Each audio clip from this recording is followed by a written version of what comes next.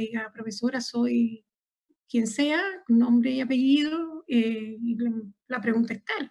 Si el nombre y el apellido está, no tiene por qué hacerlo, pero sí vi que hay muchos estudiantes que en realidad no sé ni quién son y en realidad necesitaría que eso sí lo tuvieran en cuenta. Eh,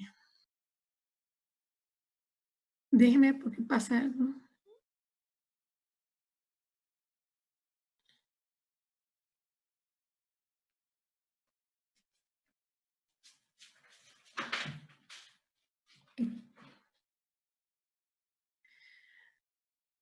Bueno, ustedes ven que se está grabando, ¿verdad? La clase, sí, se está grabando, ya. Bueno, esta es la introducción al curso de micro, y lo primero que yo le quisiera comentar es que con esta diapositiva, es que ahí ustedes ven los tipos de asociaciones o de simbiosis que existen entre los microorganismos. Y si ustedes ven de esta simbiosis, pueden aparecer tres grandes grupos, o sea, los microorganismos se pueden asociar al hombre y producir un tipo de comensalismo, que simplemente utilizarían al huésped como un refugio o como alimento, y eso pudiera ser, por ejemplo, cuando estamos colonizados con algún agente que no nos produce ninguna manifestación clínica o no nos produce ninguna sintomatología, y por lo tanto simplemente el microorganismo está ahí porque ha encontrado un lugar donde estar, y se produce esta relación simbiótica de comensalismo. También puede ser mutualismo, donde sea recíproco para ambos esta unión, para el huésped como para este agente que llegó, y eso se ve mucho, por ejemplo, también en la microbiota, ¿ya? La microbiota humana, tenemos microbiota comensal, donde solamente se está beneficiando en ese instante la microbiota, pero también tenemos microbiota normal, que tiene una relación con nuestro organismo de mutualismo, ¿ya? Y como, les voy a poner un ejemplo, la fijación de las vitaminas, que eso ocurre a nivel del el intestino, eso ocurre por la presencia de bacterias a nivel del intestino. La bacteria vive ahí, le conviene vivir ahí, ahí se siente bien, se multiplica, etcétera, y sin embargo nosotros tenemos un beneficio de la presencia de esta bacteria, que es obtener vitaminas que son necesarias para nuestro organismo. Y por otra parte, tenemos una relación que ya ahí sí hay un desfase entre las dependencias, por ejemplo, que es el parasitismo, ¿ya? Aquí el beneficio es unilateral. Aquí generalmente es cuando el microorganismo llega al huésped y esa relación solamente se está beneficiando el microorganismo. En este caso es cuando se rompe ese equilibrio, de alguna manera ahí ya estamos en presencia de daños o problemas que se pueden presentar en esta relación entre el huésped y un microorganismo. La flecha que tenemos a ambos lados nos va a decir, por ejemplo, evidentemente que para aquí arriba, hacia la relación de parasitismo, la relación, el grado de daño que va a existir con el huésped va a ser mayor que si es una relación de comensalismo o mutualismo. Ustedes van a ver que en muchas ocasiones, yo les hablé aquí abajo comensalismo, mutualismo de la microbiota normal, pero muchas veces esa microbiota normal se comporta como dañina, como un microorganismo oportunista que aprovecha cualquier baja de defensa, cualquier apertura en la barrera de la piel, etcétera, y puede penetrar un poco más allá y producir enfermedades infecciosas. Entonces, el curso se llama Microbiología y Parasitología Médica. Ya yo les dije las relaciones simbióticas que existen, parasitismo, mutualismo y comensalismo. Entonces, ¿qué estudia microbiología y parasitología? ¿Por qué se llama microbiología y parasitología? Microbiología porque la ciencia que estudia los microorganismos se llama microbiología. Y parasitismo, ya como dije ahorita, es la asociación en que solamente uno se beneficia. Y en este caso es el beneficiado, es el microorganismo. Entonces, vamos a estudiar microbiología y parasitología, viendo esta relación de lo que estudia la microbiología y lo que son los organismos parásitos, pero no pensando en los parásitos como parasitología. Parasitología es una ciencia aparte, Parasitología ve los parásitos superiores e inferiores, o sea, los macro y los microparásitos, que son los protozoos, etcétera. Y de eso nos vamos a ocupar en microbiología, de ese grupo de parásitos, ¿ya? Por lo tanto, vamos a estudiar cómo esta relación microorganismo-agente infeccioso logra de alguna manera producir una enfermedad infecciosa.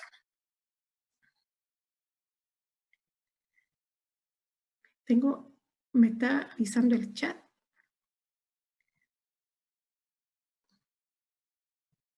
Se perdieron. Bueno, aquí, si ustedes miran, como vamos a estudiar los microorganismos que producen enfermedades infecciosas, vamos a estudiar, de alguna manera a lo largo del curso, vamos a ver los 4 pilares fundamentales de estas enfermedades infecciosas. ¿Cómo vamos a estudiar estos agentes que son capaces de producir enfermedades infecciosas? En primer lugar, y el más importante de todo, es la patogénesis. Comprender cómo los microorganismos producen la enfermedad nos va a llevar en muchos casos a apoyarnos y poder determinar cómo va a ser su epidemiología, cómo lo vamos a poder controlar de alguna manera, profilaxis y tratamiento, y además de eso nos va a llevar también a cómo vamos a poder hacer el diagnóstico de estos agentes. Por lo tanto, si usted, hay alguien que... Por lo tanto, si ustedes miran en la siguiente...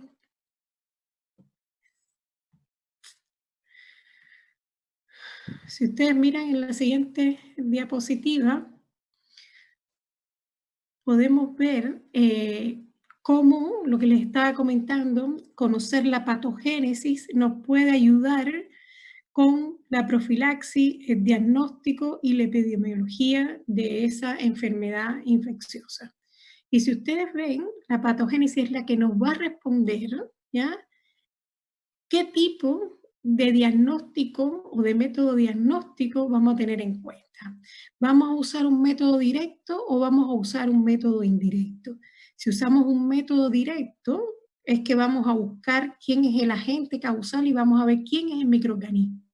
Pero si usamos un método indirecto, lo que vamos a ver es la respuesta inmune que tuvo el huésped frente a la presencia de ese agente infeccioso. Y por lo tanto, si sabemos cómo ese microorganismo produce la infección, sabemos que tenemos que ir a buscar.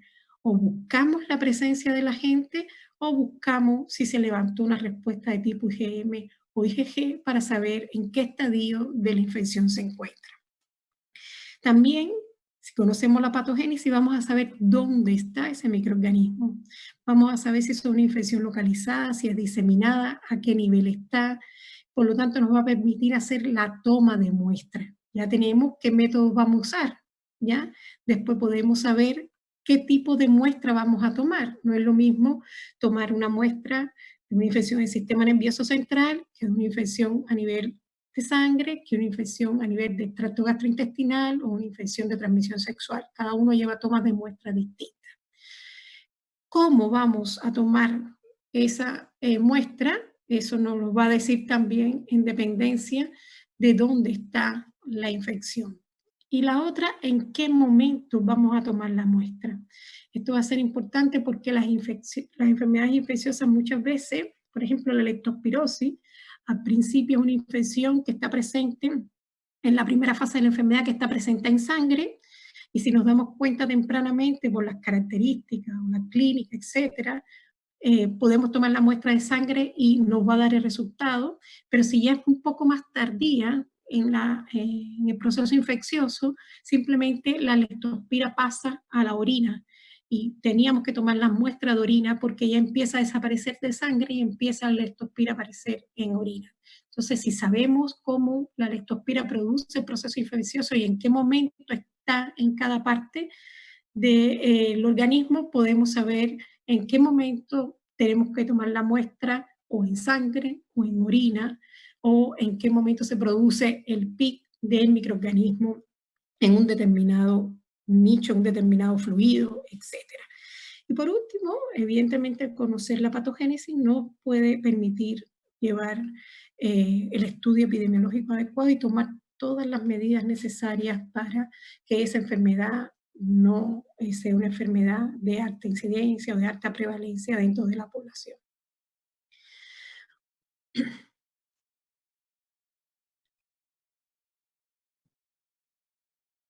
Bueno, otra cosa importante que quiero que ustedes conozcan, como estamos hablando del microorganismo, y quizás es una pregunta que se hacen siempre, es ¿desde cuándo existen los microorganismos? Bueno, los microorganismos existen desde siempre, ¿ya? Se estima que la primera aparición de vida en la Tierra ocurrió hace 3.600 millones de años y esta primera forma de vida se parece a lo que es hoy un microorganismo. O sea, básicamente era como las bacterias, por lo tanto era un organismo unicelular, carecía de muchas de las estructuras que tienen las bacterias hoy en día, pero era un organismo muy parecido a lo que hoy conocemos como bacteria. Entonces, a partir de ese ancestro común, que mírenlo aquí abajo, ¿ya? En negro, que se llama LUCA, ¿ya? Bueno, no se llama LUCA, sino que es el acrónimo de Last Universal Common Ancestor, y ahí se llama, es el diminutivo, ¿ya? A partir de ese ancestro común, estos microorganismos fueron diversificándose para formar lo que hoy conocemos como bacterias, arqueas y eucarias, ¿ya? Y eso corresponde a los 3 grandes dominios que hoy están presentes en la actualidad.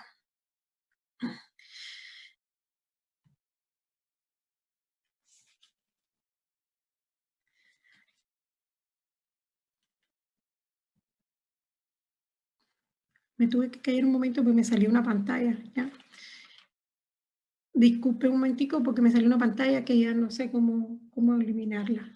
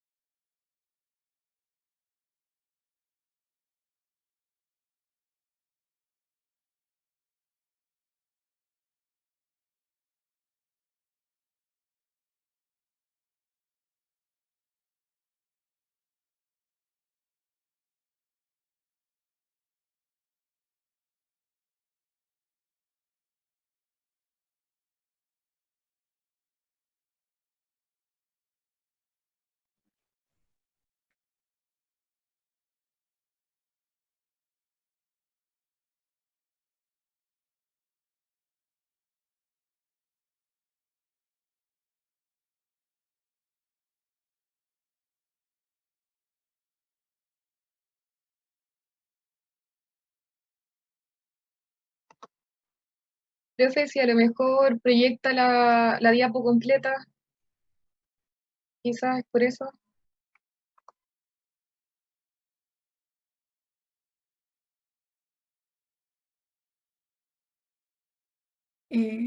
No sé de verdad por qué me pasa y sale ese cuadrado. Trato de correrlo hacia un lado y no puedo. No sé, cada vez que se va a unir un estudiante me salió, ahora se pierde y vuelve a aparecer, no sé por qué.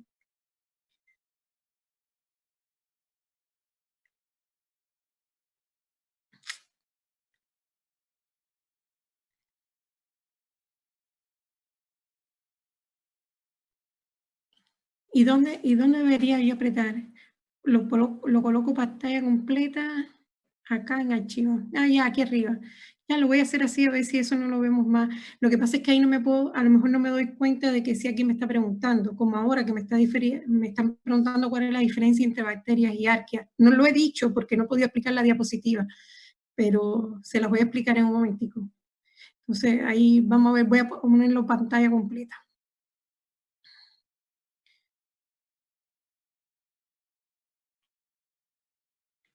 Y se fue al principio para colmo. Bueno, acá nos quedamos. Ahí no lo ven, ¿verdad?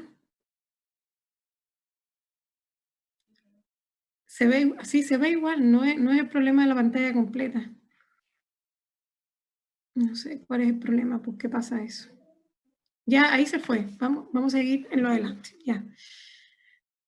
Bueno, aquí les estaba comentando que, bueno, a partir de ese ancestro común, ustedes vieron cómo los microorganismos se fueron diversificando para formar los tres grandes dominios que hoy en día existen, que son bacterias, arqueas y eucarias. O sea, las bacterias son las eubacterias o las bacterias verdaderas, que son las bacterias tal y como las conocemos ahora, son las que nosotros vamos a estudiar en el curso. Las arqueabacterias son las primeras bacterias, los microorganismos más primitivos que existen, y que son las bacterias que pertenecen al grupo de los procariontes, son procariontes, comparten muchas estructuras con las eubacterias o las bacterias verdaderas, pero tienen metabolismo que está muy asociado a las eucariontes.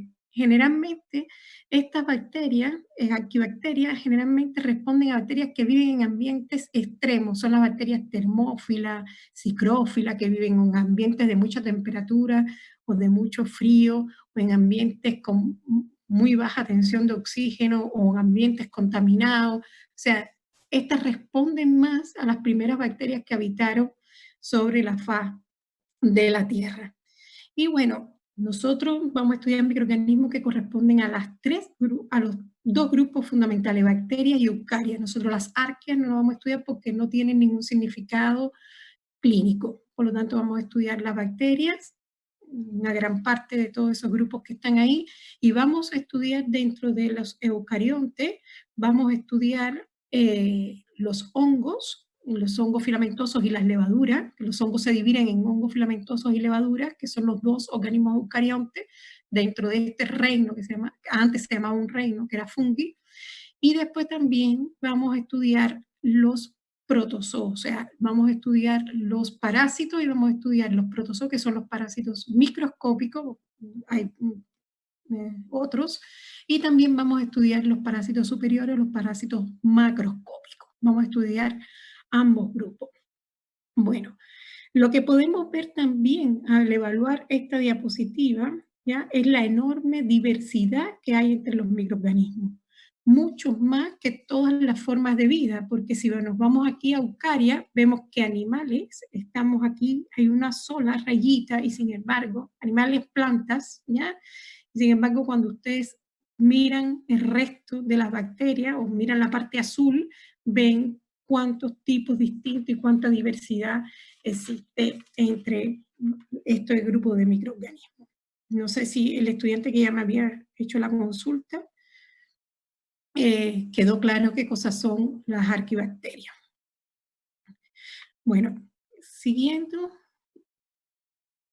aquí vemos, por ejemplo, otra gran pregunta que siempre se hacen: ¿dónde están los microorganismos?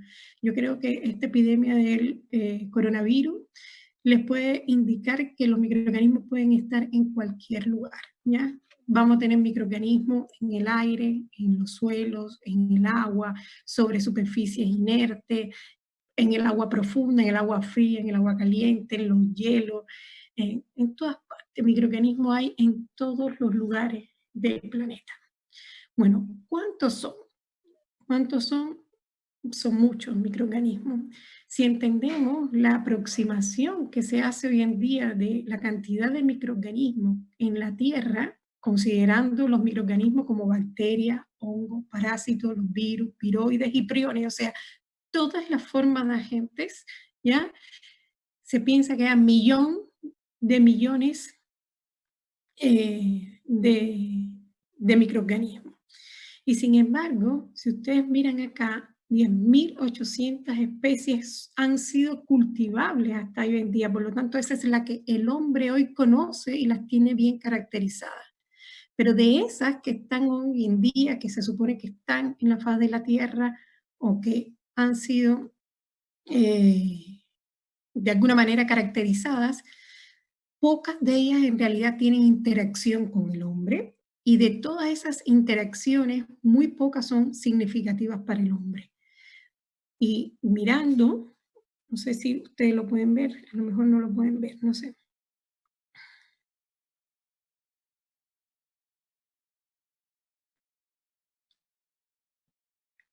No sé si puedo subir esto hacia arriba, no lo puedo subir. Bueno, y si podemos, un momentico.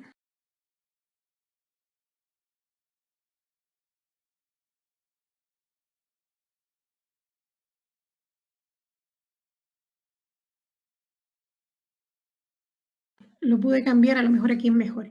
Y si miramos al final de este embudo que les quise poner acá, solo 200 especies hasta ahora han sido clasificadas como patógenas para el hombre, ¿ya? Es un número muy pequeño, un número mínimo, que en realidad causa enfermedad en el hombre. El resto, muchas de estas, incluso son representantes de la microbiota y que, fíjense el número que les puse ahí, se piensa que la cantidad de microorganismos que existen en el cuerpo humano son 3,8 por 10 a la 13 cantidad de microorganismos en el humano. Esa es la microbiota comensal, la microbiota que tenemos sobre el organismo. Y que bueno, muchas veces esa microbiota, como les dije, puede volverse oportunista y de alguna manera producir algún proceso infeccioso.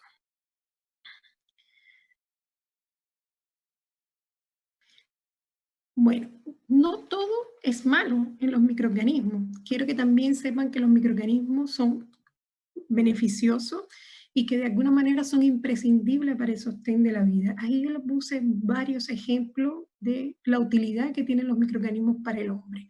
Por ejemplo, las micorrizas son las encargadas de asociarse en las raíces de la planta y ayudar a las plantas a que de alguna manera fijen el nitrógeno. Los microorganismos son los descomponedores de las materias orgánicas. Los primeros descomponedores que existen en el suelo, por ejemplo, son los hongos. Ellos son los que descomponen estas materias bien complejas en materias más simples y de alguna manera después ellos se alimentan y pueden seguir de alguna manera este proceso de descomposición.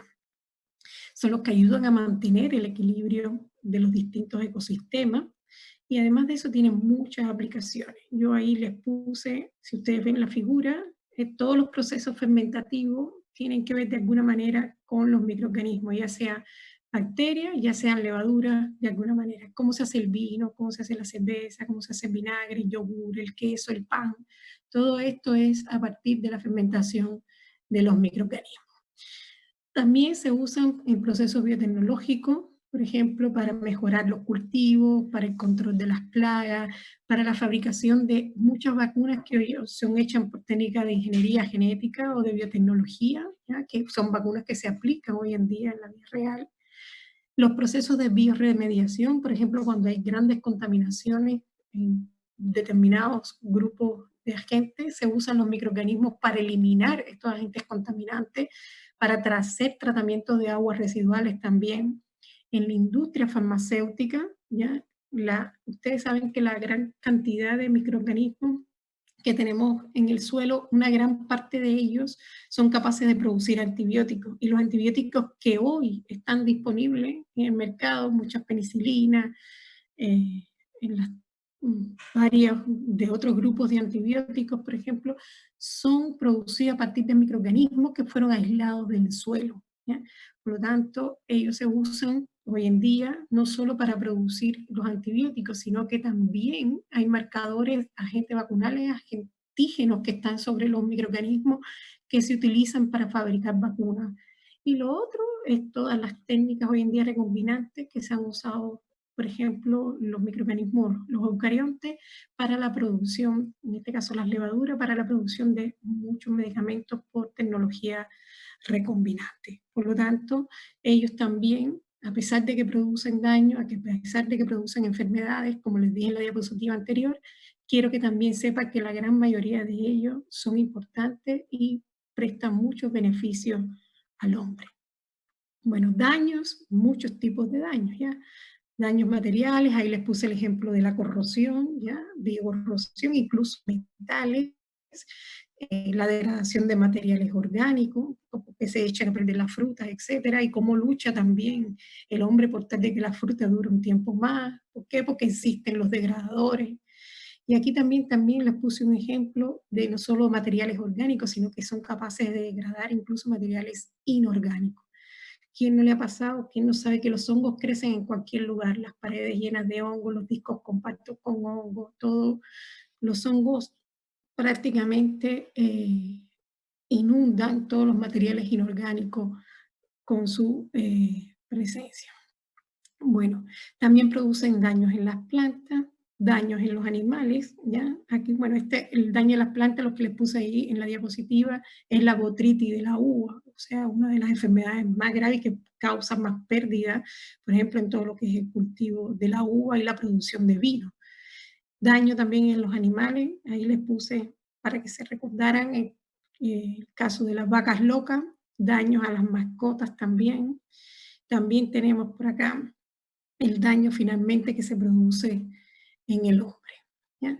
Entonces, no solo quiero que se lleven la idea de que son dañinos, sino que nosotros lo vamos a estudiar porque son dañinos, queremos saber cuáles tipos de enfermedades producen, pero en realidad los microorganismos son bastante beneficiosos para todos. Bueno, y hablando de microorganismos, ¿quiénes son los microorganismos? ¿Cómo dividimos y de qué manera sabemos quiénes son los microorganismos? Bueno, si miramos acá, tenemos dos grandes grupos de agentes que producen enfermedades, los celulares, los organismos que son celulares y los que son acelulares. Dentro de los celulares tenemos que se dividen en dos grandes grupos, ¿ya?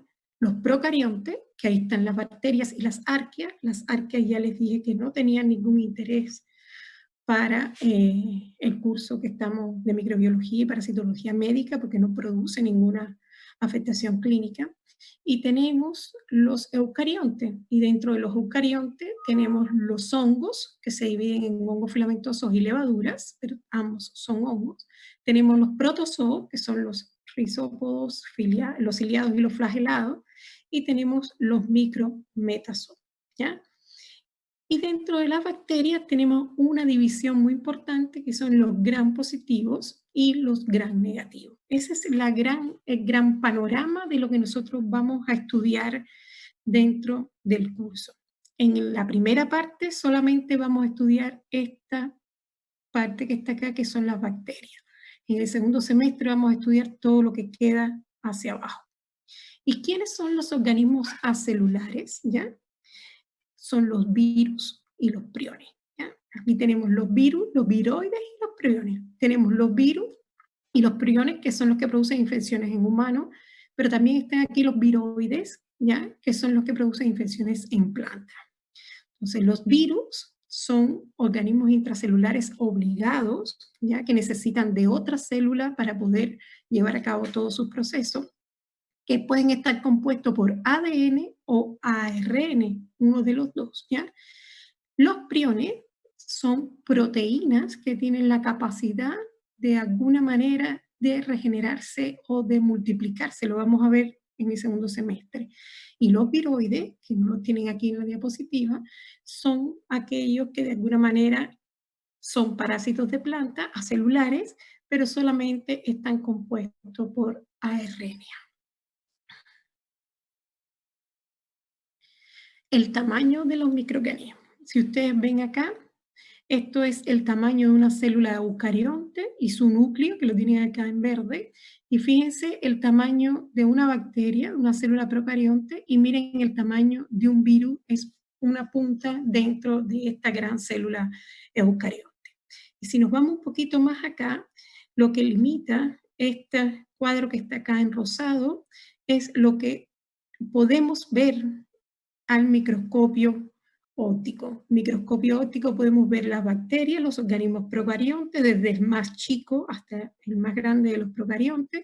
Podemos ver las levaduras y los hongos, podemos ver los parásitos, los microparásitos, y ya hasta ahí llega el límite del ojo humano, y de ahí en adelante podemos ver los macroparásitos, ya como tal, los hemínticos, las lombrices, etcétera, que de alguna manera solamente vamos a necesitar una lupa o algo simplemente que nos aumente de tamaño para ver estructuras un poco más específicas. Y un poco más aquí abajo, fíjense, al final está lo que tenemos que ver obligatoriamente con microscopía electrónica, porque no somos capaces de verlo ni en el microscopio electrónico, ni menos a simple vista. Y ahí están los virus, ¿ya? Los virus necesitan obligatoriamente de este microscopio electrónico para poder ser vistos, Por lo tanto, nosotros no tenemos nunca prácticas de virología, pero sí tenemos prácticas asociadas a todo lo que es microscopía óptica, y ahí vemos todos los microorganismos. Nosotros vemos microparásitos, vemos macroparásitos, y ustedes van a ver también hongos, levaduras y bacterias. Eso generalmente lo hacemos en los laboratorios, y eso es lo que se hace con los microscopios, y ese es el alcance que tienen los microscopios, los laboratorios que tenemos nosotros hoy en día disponibles. ¿Ya? Bueno, ya yo les hablé de que existe hoy en día una nueva denominación. Bueno, empezó sobre los años 90, que se dividen en 3 grandes dominios, ¿ya? Por lo tanto, eso lo vimos en las primeras diapositivas, ya es repetitivo, pero está el dominio Eukarya, el Arquea y Bacteria. Y esto que está aquí delante son todas las divisiones que ha habido a lo largo de el tiempo referente a cómo se dividen los grandes reinos o los grandes dominios. Generalmente, fíjense que siempre se trató como reinos. Hoy en día esa terminología cambia y son 3 dominios. Y solamente en esos 3 dominios se clasifican todos los organismos, todos los seres vivos. Y existe una taxonomía, que es una taxonomía binominal clásica, descrita por Linneo, que es la que se utiliza para hacer el orden taxonómico de todos estos 3 dominios. Si ustedes miran, primero están los dominios, después está el filum, clase, orden, familia, género y especie, ¿ya? Y eso es lo mismo para las eucarias que para las bacterias. Las eucarias superiores, que es en el primer lugar, ahí tenemos un parásito, macroparásito. En el segundo eucarionte tenemos un hongo, la Aspergillus fumigatus, y en el tercer ejemplo tenemos cómo se clasifican o cómo se nombran las bacterias, ¿ya? Que son del grupo de los procariontes.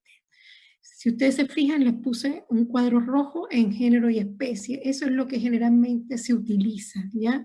Muy pocas veces se utiliza la familia. En bacteriología se usa un poco más la familia porque muchas veces se habla de la familia Enterobacteriaceae como el grupo total de patógenos que la mayoría de ellos producen enfermedades gastrointestinales. Entonces se agrupan en grandes grupos y se llaman dentro del grupo de la familia, pero para todo vamos a usar género y especie, que eso sería como el nombre y el apellido del microorganismo que vamos a ir estudiando.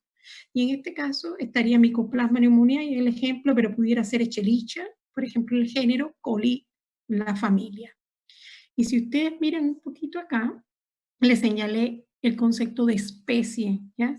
Especie es la unidad taxonómica básica, es la que está más abajo en este sentido. Por lo tanto, eso va a agrupar, o sea, eso va a tener ahí un conjunto de organismos o poblaciones que comparten características comunes, van a ser muy semejantes entre sí, ¿ya? Por lo tanto, ahí vamos a llegar a la unidad taxonómica que agrupa los que comparten prácticamente las mismas características. Bueno, vamos a hablar un poquito de la característica de cada uno de estos agentes, ¿ya? Tenemos los organismos procariontes, ahí vamos a ver las bacterias y las características fundamentales que carecen de un núcleo definido. Son todas microscópicas, ¿ya? Poseen tanto ADN como ARN, y eso es una diferencia con los virus, que van a tener o ARN o ADN. No tienen ningún organelo citoplasmático, tienen una membrana rica en proteínas que no contiene esteroles, a excepción de los micoplasmas, que es el único patógeno que tiene esteroles en su membrana. Tienen una pared celular compuesta por pectiolicano, y este es un componente que es único de las bacterias. Y además de eso tienen un ribosoma 70S, y eso lo diferencia con los ribosomas, con el tamaño de los ribosomas de los organismos eucariontes. Bueno, tengo una pregunta por ahí, que ¿cuáles son los viroides? Viroides son los estructuras que son capaces de infectar plantas, pero son moléculas de ARN, ¿ya? Son moléculas de ARN y proteína. Y eso se diferencia con los virus. Los virus tienen ARN o ADN con sus proteínas. Y los priones son proteínas, ¿ya? Entonces, esa es la diferencia que hay entre viroides, priones y virus. Bueno, aquí otra característica importante es que la podemos dividir en anaerobias o aerobias.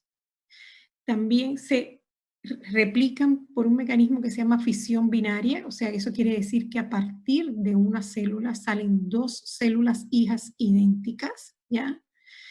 Y además de eso, crecen en medios de cultivo, a no ser algunas bacterias que después lo vamos viendo que no la podemos crecer en ningún medio de cultivo, pero generalmente crecen en medios de cultivo artificiales.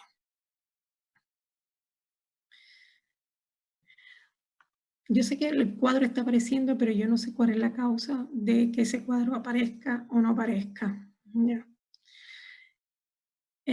Bueno, ¿qué quiero que vean en esta diapositiva y que les marqué en negrita? ¿Ya? Una que son procariontes, y miren aquí le marqué pared celular, ribosomas, ¿ya? Les dije que la pared celular está compuesta por peptidoglicano y que ese peptidoglicano es único de bacterias y que sus ribosomas son 70S. Eso va a ser muy importante a la hora de buscar cuáles son los elementos que son clave para inhibir el crecimiento de las bacterias. Y en este caso son el uso de los antibióticos. O sea, si nosotros diseñamos, incluso la mayoría de los diseños que hay de antibióticos que sean contra la pared celular, estamos dándole a un blanco que es único y exclusivamente de las bacterias. Y como es único y exclusivamente de las bacterias, el daño sobre la célula eucarionte, sobre el organismo hospedero, va a ser prácticamente nulo. Si además tenemos un antibiótico que es capaz de inhibir la síntesis de proteína y actúa directamente sobre ribosomas tipo 70S, no va a inhibir la síntesis de proteína de los organismos eucariontes o de las células eucariontes. Por lo tanto, esto aboga un poco para bajar la toxicidad asociada al uso de estos agentes en organismos eucariontes o en el huésped.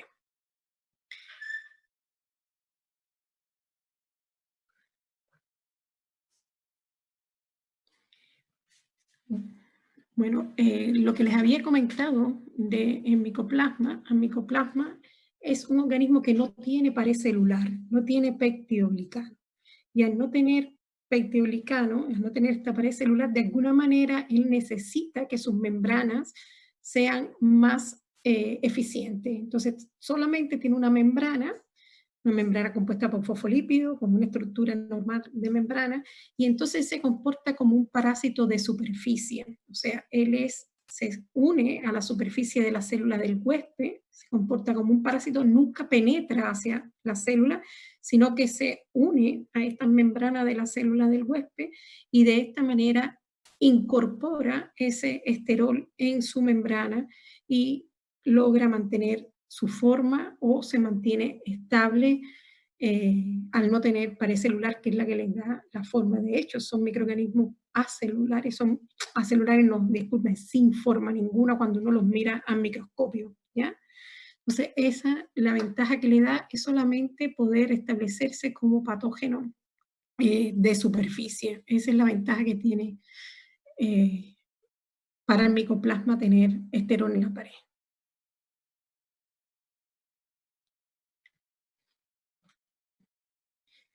Bueno, ¿qué otra cosa es importante conocer de las bacterias? Las bacterias se cultivan, se pueden cultivar, ¿ya? Y se pueden cultivar en medios artificiales. Y eso es una ventaja, por ejemplo, con los virus. Los virus son parásitos intracelulares obligados, por lo tanto no lo podemos cultivar en medios artificiales, medios que preparemos nosotros en el laboratorio, sino que hay que tener un cultivo de células. Y ese cultivo de células, infectarlo con el virus para nosotros poder ver un efecto citopático sobre esa célula o simplemente poder aislar el virus y poder hacer algún diagnóstico. Entonces, los medios de cultivo pueden ser líquidos, como ven en el primer Erlenmeyer que está, o pueden ser sólidos, que se usan placas Petri con un medio agarizado, se usa agar-agar. Y lo otro que tenemos también para identificar las bacterias son las distintas coloraciones. La que se usa es la coloración de Gram, que me logra definir las bacterias en dos grandes grupos. Las Gram positivas, que son las azules, o las bacterias Gram negativas, que van a ser las rosadas.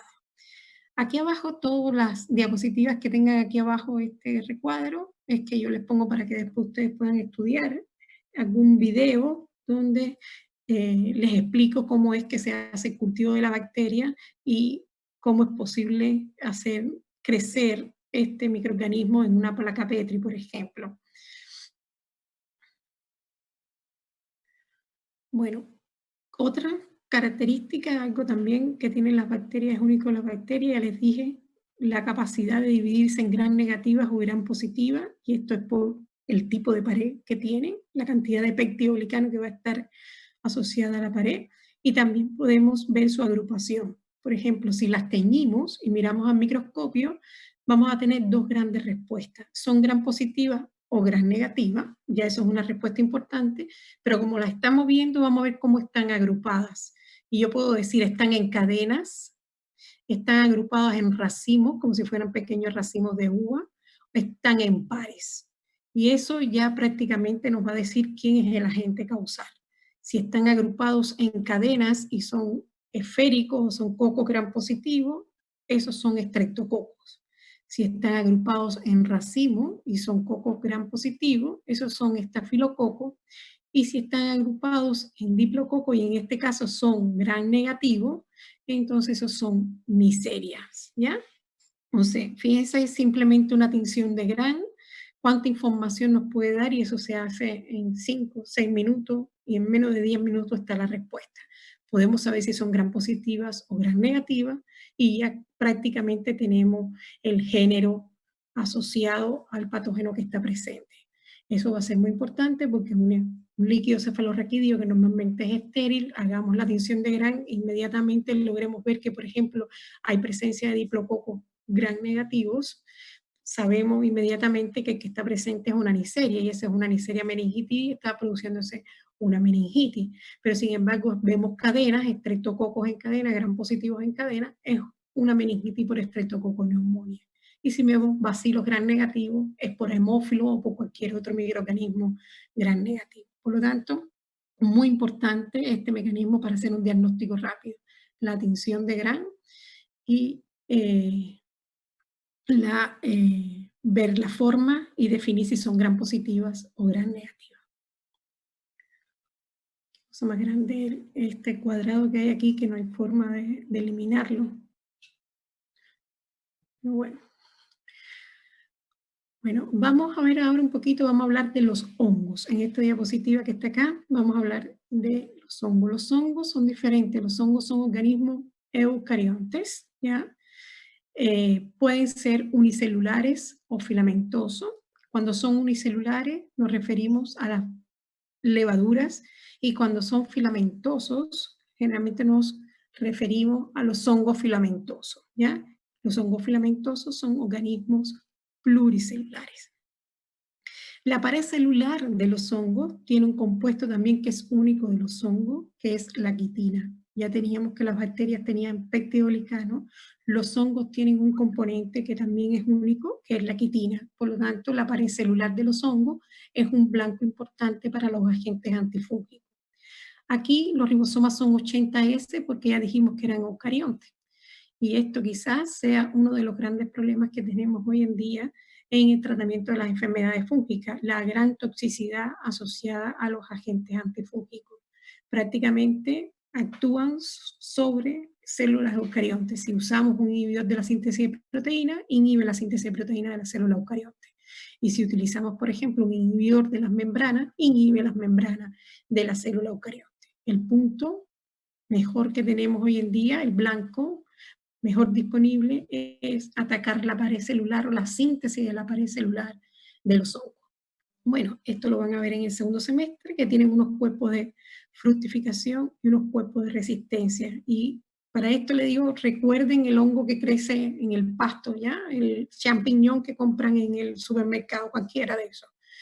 Si ustedes se fijan, tiene un tallo que ese tallo es el cuerpo vegetativo, que es el que se une al sustrato y de ahí se alimenta, y que está arriba, la sombrillita, ese es el cuerpo de fructificación o de reproducción, que si ustedes lo miran por debajo es más negro y está lleno como de unos surcos, y en esos surcos están las esporas de los hongos, ¿ya? Entonces por eso se llaman cuerpo de fructificación. Y bueno, también los hongos crecen en medios inertes que se pueden preparar en los laboratorios, y los hongos son los que crecen sobre cualquier superficie. ¿Sí? Podemos dejar un pan, un limón, y al otro día, en 2 o 3 días, está lleno de hongos. Ellos sí crecen en cualquier lugar. Bueno, y aquí los ven los medios de cultivo, y así se ven los hongos. ¿Se acuerdan que las bacterias se veían como una cosa cremosa en puntos? Los hongos se ven como algo aterciopelado, como si tuvieran pelitos, y los podemos crecer en tubos también, tienen esa misma característica, en placas, ¿ya? Y sin embargo, las levaduras que son unicelulares ya no van a tener esta característica, no van a crecer así como grandes micelios, ¿ya? Sino que van a crecer como organismos, colonias independientes, que dentro de ella hay miles de levaduras, pero con una estructura más cremosa y nunca estructura filamentosa. Aquí vemos un organismo unicelular visto en microscopio, una levadura. Fíjense que ellos crecen de una manera distinta. Yo les dije que las bacterias crecían por fisión binaria, o sea que una célula se reproduce, de una célula hija, de una célula madre salen 2 células hijas, pero sin embargo en la levadura lo que hace es gemar, puede ser múltiple gemación, pueden salir más de 1, más de 2, más de 3, 4, dependencia de la levadura, y eso es una diferencia también con las bacterias. Aquí tenemos el hongo filamentoso, fíjense que la estructura es bien distinta. Aquí va la estructura de reproducción donde están las esporas, y todos estos que están aquí ya son las hifas o las estructuras multicelulares que sostienen las esporas. Esta es otra forma, esto es una espora redonda, esto es una espora alargada, ¿ya? Y aquí les puse un video que ustedes pueden ver cómo crece un hongo en un medio de cultivo. Les puse anteriormente una bacteria y ahora les estoy poniendo cómo crece un hongo en un medio de cultivo. Y después tenemos los parásitos, ¿ya? Los parásitos también son organismos eucariontes.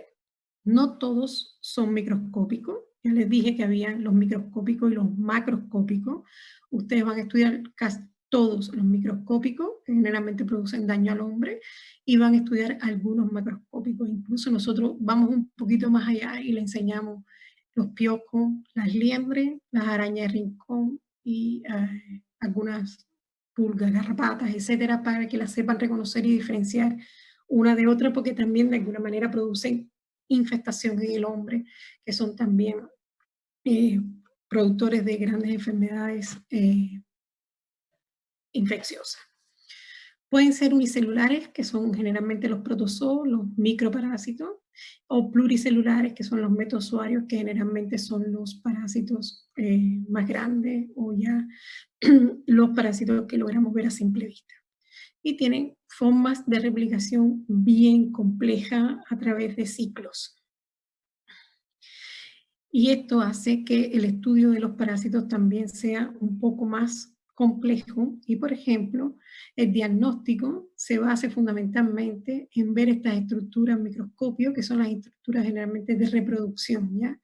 Y el diagnóstico es bastante complejo de realizar, y sobre todo cuando se tienen ciclos donde hay más complejidad todavía, o sea que hay huésped intermedio, huésped reproductor y finalmente el huésped es el hombre.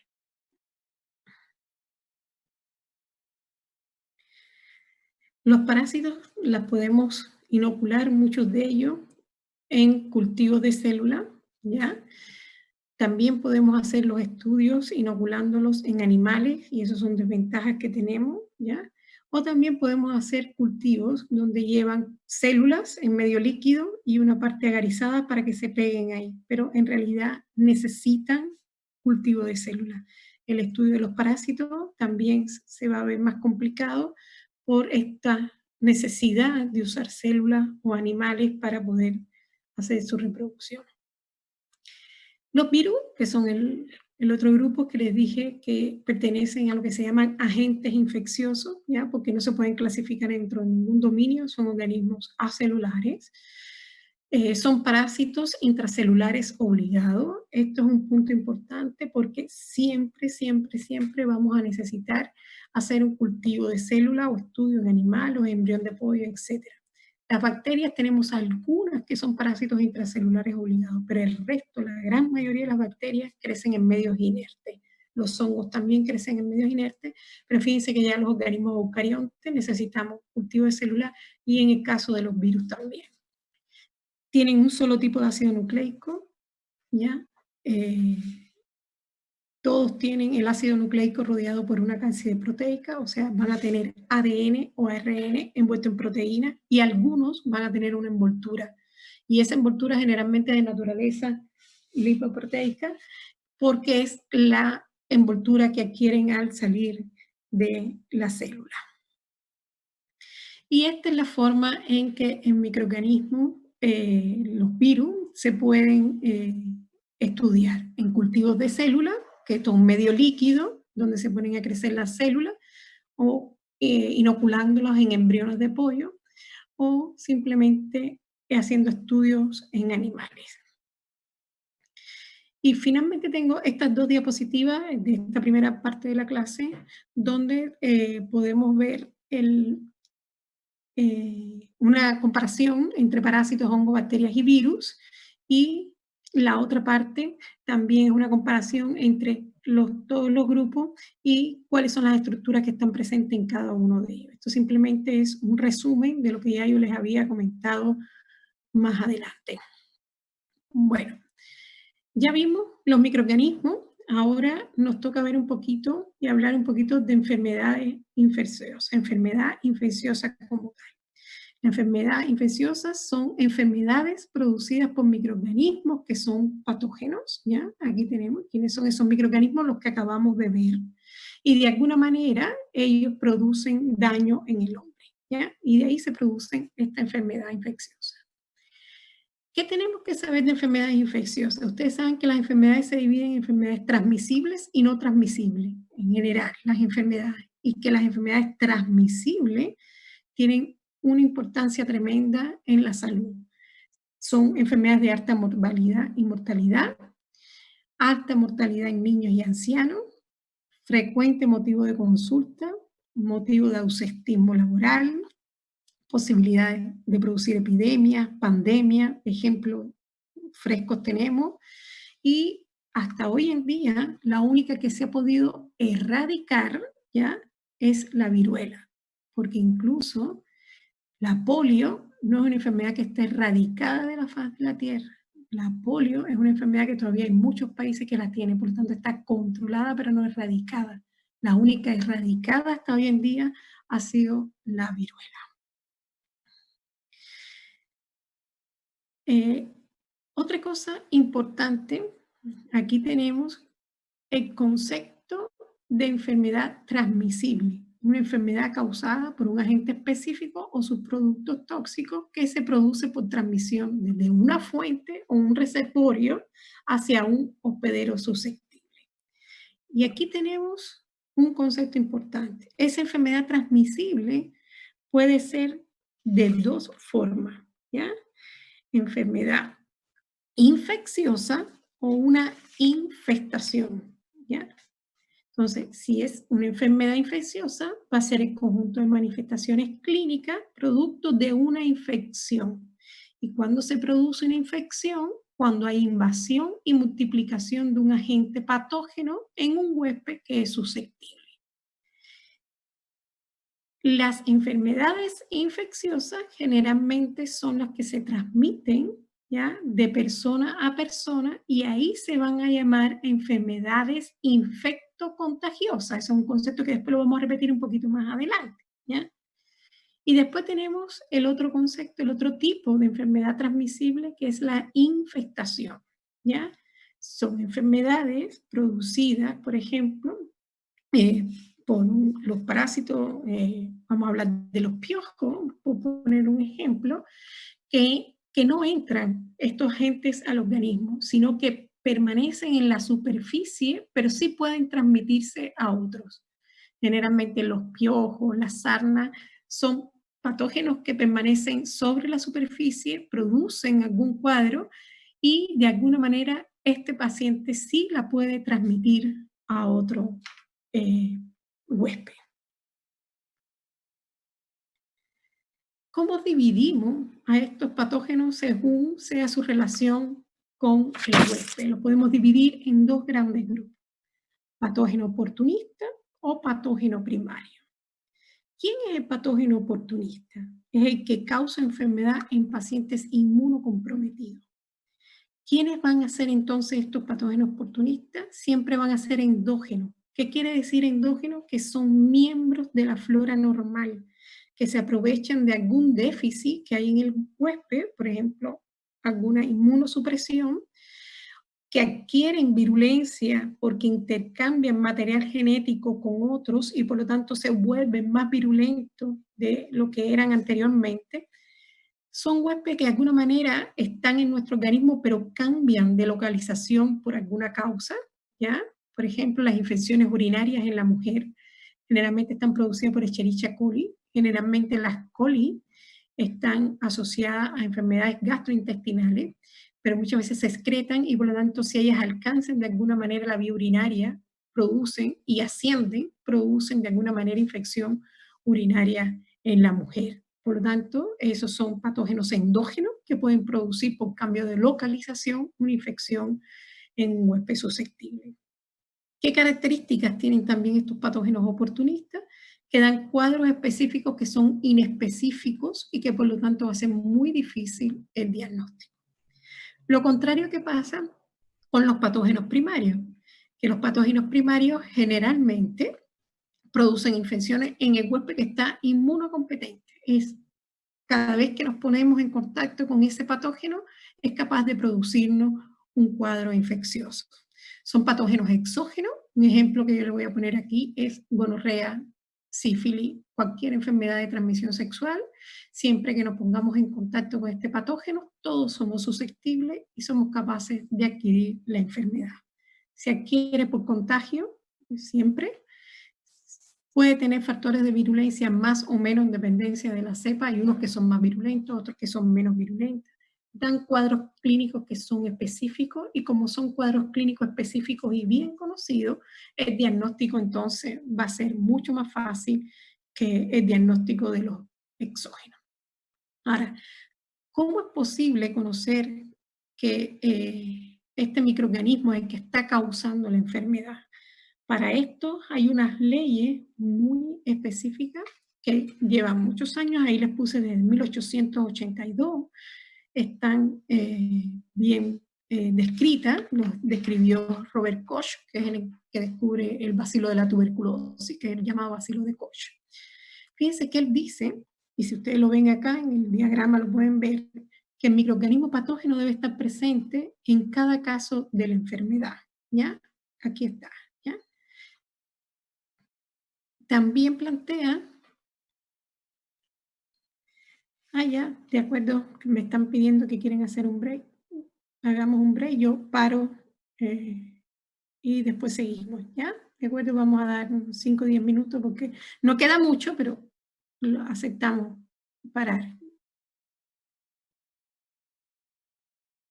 Voy a silenciar mi micrófono y seguimos en, vamos, 5 minutos para no demorarnos más, ¿de acuerdo?